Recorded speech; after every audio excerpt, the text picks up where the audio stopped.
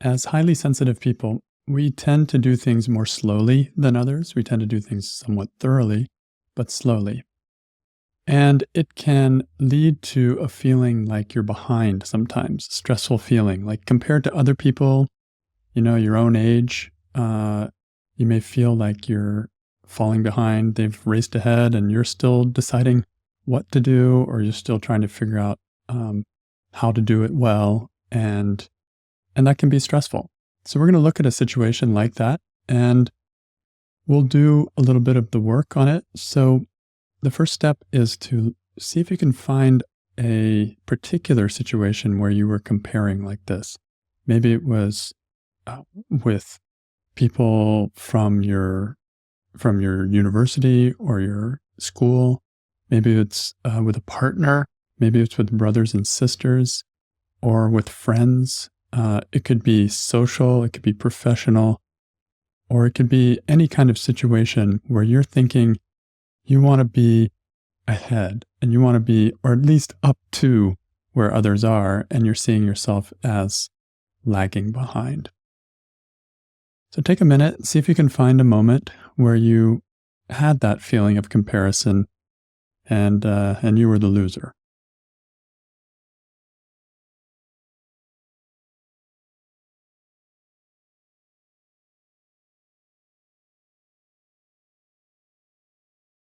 I'm thinking of a situation where I ran into a classmate from college and found out that she's been writing some books and getting them published and doing very well with them.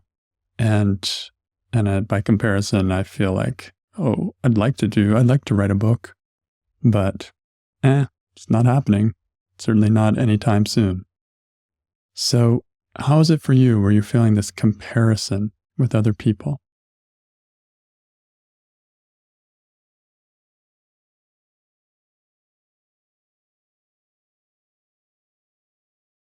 It helps to be really specific.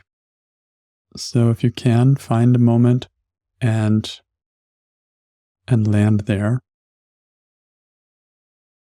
And if you need more time, just pause the recording and you can take as much time as you need. So we're going to question the thought, I need to catch up. And you'll use your situation where you're feeling like you are behind compared to others, especially others your own age if possible. And let's question this thought. So you need to catch up. Is it true?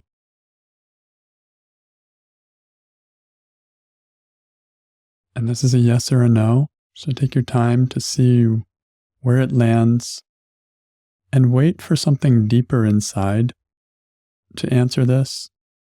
It can be emotional, it can be stressful even, it can be wise, but it shouldn't be just intellectual. You need to catch up. Is it true?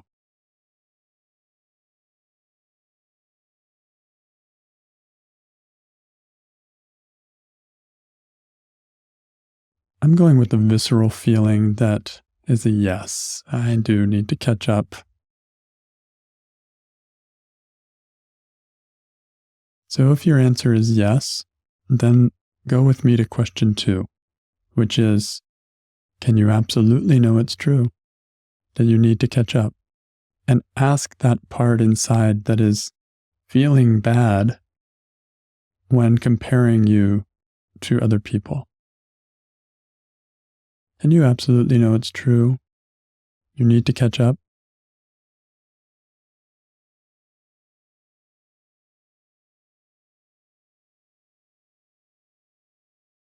I can hear my ego getting a head of steam going, yes, I can absolutely know it's true.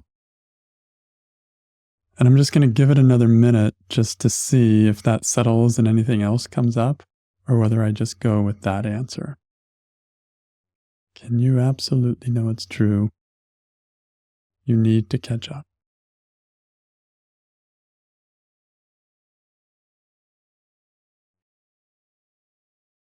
For me, the visceral thing is still there, so I'm gonna go with that. So, yes, it's true. So, how do you react? What happens when you believe that you need to catch up? This is the third question of the work. What happens to you? What are the reactions that happen in your situation?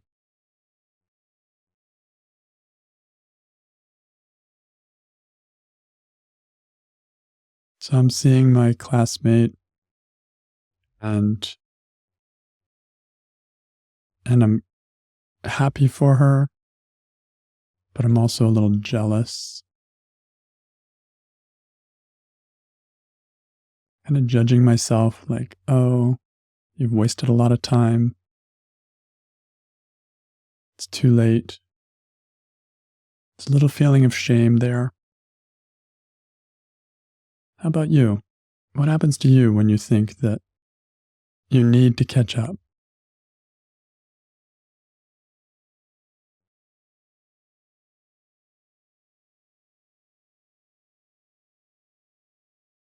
I get a little panicky, like, okay, I got to go faster now. Kind of churn the water like a drowning swimmer. There's an urgency, pressurize myself. And ironically, my creativity goes down, my energy goes down, and it's kind of a downward spiral there.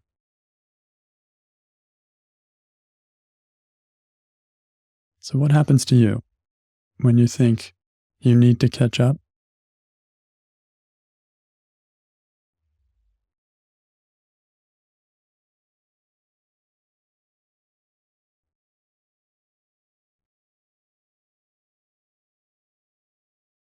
I'm unable to be myself and kind of walk my own path.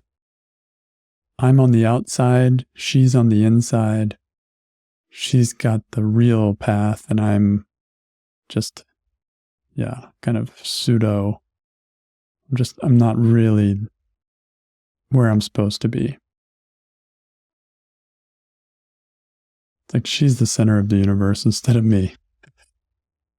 That leaves me out in the cold.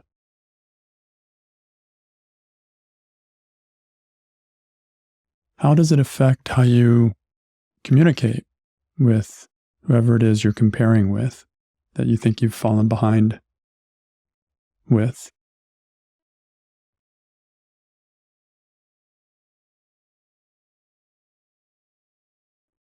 I keep a distance, like an emotional distance. I remember the warmth of our friendship and there's some kind of pull there, but there's also a kind of push too, like, oh, I don't want to feel bad, so I don't want to get too close. I better just dig in and start doing my own work. Yeah. And I become reckless, at least in my thinking. Like, oh, okay, drop everything, all the other priorities, start writing a book, like it doesn't make sense, it doesn't fit into my life at this moment. But I become desperate and I become reckless.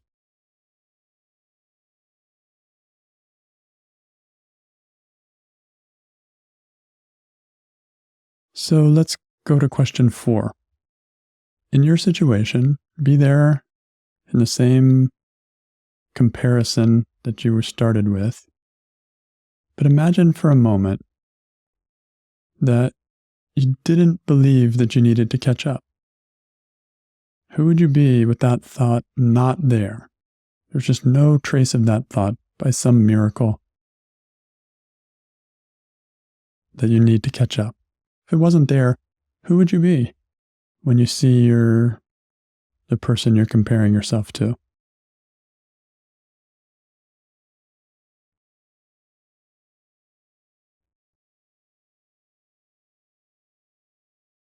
Now I feel the connection. Now I remember why I like this classmate. It feels easier to talk. I can even ask for advice, or I can ask for her experience. There's no sense of I'm lesser than or I'm desperate.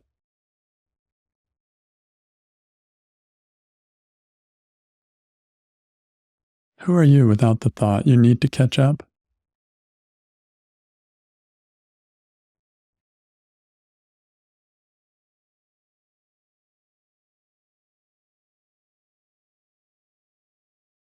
And what do you see when you look at your life, your own life, without the thought you need to catch up?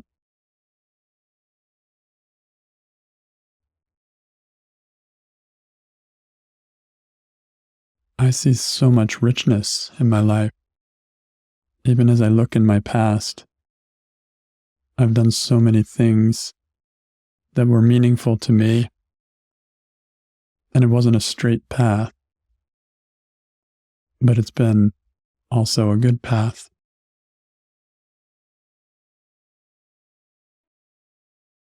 I spend my attention more on inner work than on outer accomplishments. So without the thought I need to catch up, that starts to have an equal weight. Starts to balance it out for me.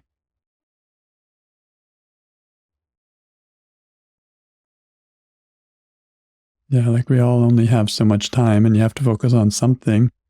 You can't do it all. And I chose my priorities. And I'm actually glad of that.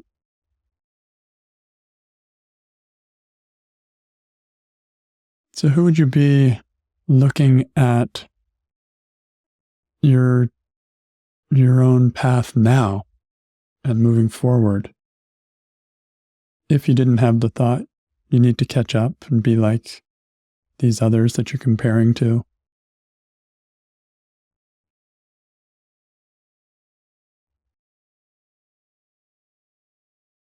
The word that comes to mind for me is like a natural unfolding. I'm curious to see how this will naturally unfold. I have no idea if I'll write a book or not. I'd kind of like to. But there's certainly a lot of other things that are much higher on the priority list for me at this point. So there's a relaxing that happens and a wait and see kind of attitude. Feels easygoing. I feel like I'm navigating my own way. And then when I see my classmate, I see she's doing the same thing. That's kind of cool. It's like I can kind of wave.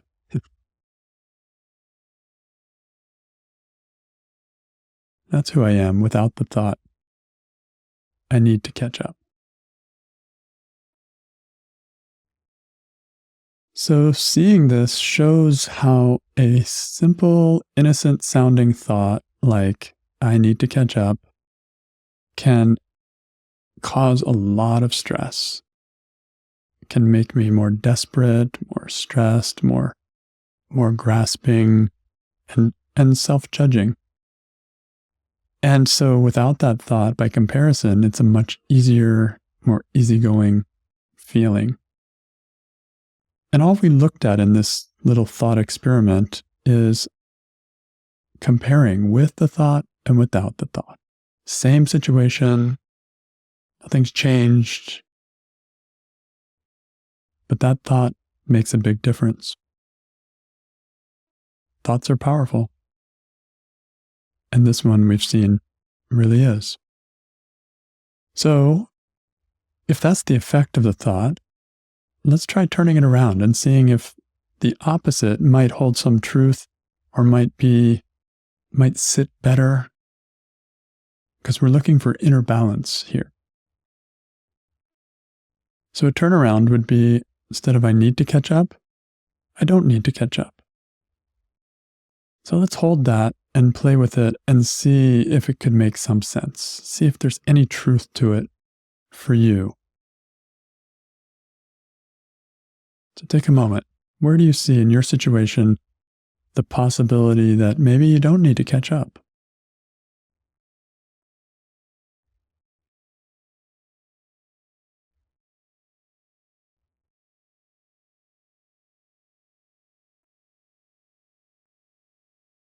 I'm just seeing in my situation how different each of our paths are, and how my friend's path is perfect for her and came at the right time for her, and mine is perfect for me, and who knows how it goes. So I don't need to catch up because it's like comparing apples and oranges. Just doesn't make sense.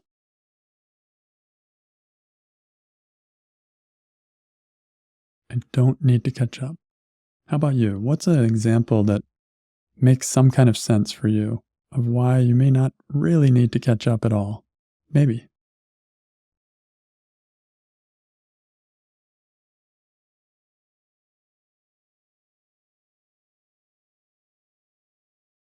Like, what are you trying to prove?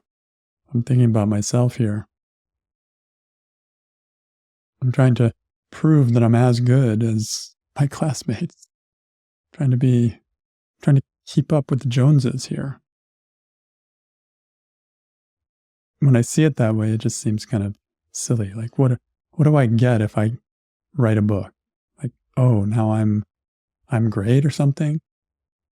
How many other things have I thought I'd be great at? I'd be amazing if I just only did that.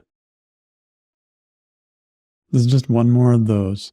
Like, it's a little mind trap. Oh yeah, if I do that, then if I write a book, oh yeah, then I'll be great.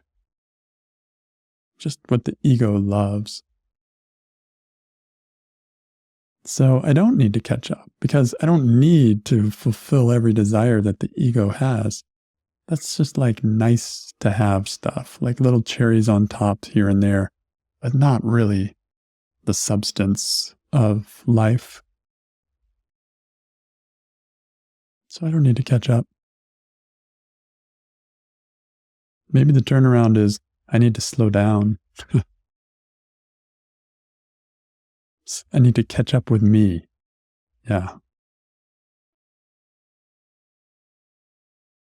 Could that apply for you? That catching up with you might be more important than catching up with the person you're comparing yourself with.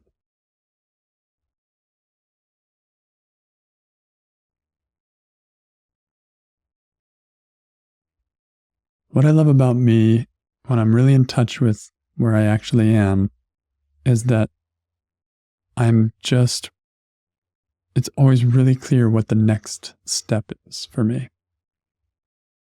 It's always really clear, like, oh, I'm really working on other things, and those other things lead to other things, and then those lead to other things.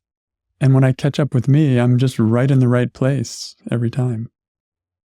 It's only when I try to jump ship and try to be someone else that I think I have to catch up with some ideal. It takes a certain amount of humility to catch up with me. It means not pretending that I'm ahead of where I am, but it brings a whole lot of peace. And I'm doing just right, just the way I am, just where I am. Then we'll worry about writing books or whatever it is, if that time ever comes. It's like a load off of my shoulders.